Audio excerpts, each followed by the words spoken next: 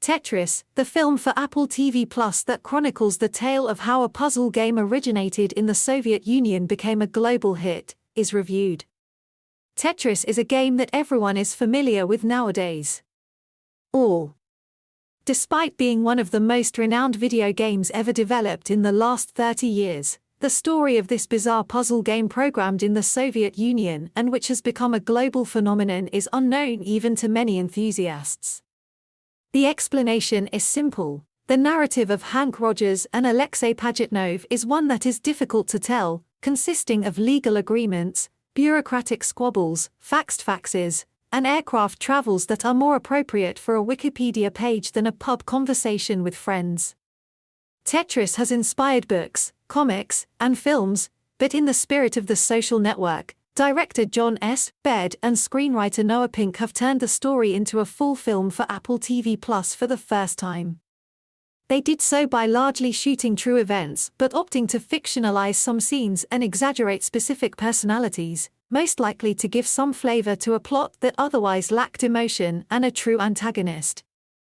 Unfortunately, the created scenarios, like the 1,000 varieties of Tetris that corrupt the game with unnecessary rules, are perhaps the poorest and most redundant element of the film. Hank Rogers, a Dutch entrepreneur who founded and published video games with his company Bulletproof Software in the 1980s, stars in the Tetris narrative. Rogers acquired a primitive version of Tetris at the 1988 Consumer Electronics Show, a game that was spreading by word of mouth in the Soviet Union but is yet unknown in the rest of the world.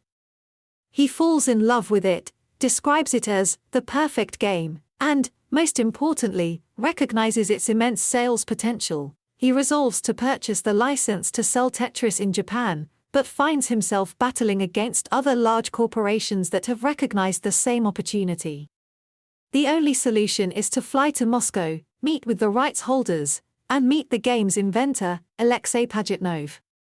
The multitude of names, characters, and companies involved, from Hank Rogers' Bulletproof to the Russian corporation Ilorg, from Robert Stein's Andromeda to Robert Maxwell's Microsoft, passing through Sega, Nintendo, and Atari, is what makes the story so intricate. And why not disturb the KGB and insert some Russian operatives in the mix? Each of them wants a piece of the pie, but the most coveted prize is the right to sell Tetris on portable devices. Shortly later, Nintendo will introduce the Game Boy, and having Tetris exclusively would have been critical to the console's success. The film's other issue is just this: the actors in the field compete for various forms of licenses. They discuss the rights of the game on computers, home consoles, portable consoles, and arcade cabinets, licenses to distribute the game globally or perhaps only in Japan.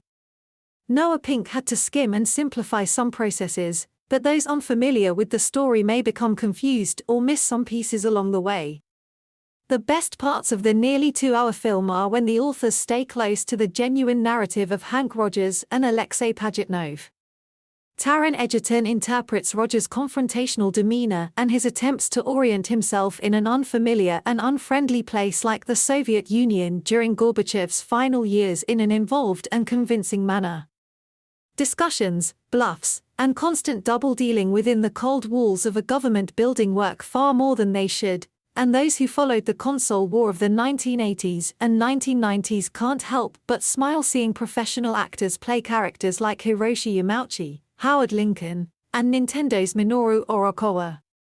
However, not all of the characters have been respected aside from their likeness to their real-life counterparts. In their attitude and way of speaking, all of the opponents, for example, are exaggerated, almost caricatured. But Tetris is not Succession, as evidenced not only by the writing of the characters but also by a screenplay that is not afraid to revert to the most commonplace clichés, from the double-agent spy to the play of the protagonist's daughter, whom he has sworn not to miss if the world falls.